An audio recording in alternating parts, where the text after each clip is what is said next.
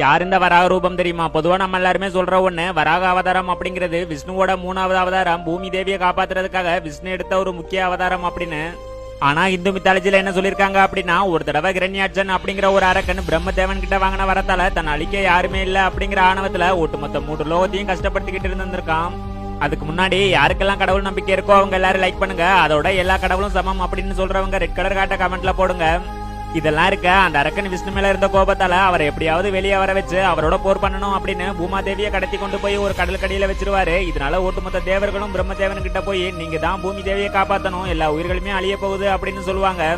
அப்ப பிரம்மதேவன் இது மகாவிஷ்ணுவால மட்டும்தான் முடியும், அவர் தான் நம்மளை காப்பாத்தணும் அப்படின்னு சொல்லுவாரு. அந்த நேரத்துல தான் பிரம்மதேவனோட நாசியில இருந்து பன்றி தலையும் மனித உடலும் கலந்த வராக அவதாரத்தை விஷ்ணு எடுப்பாரு.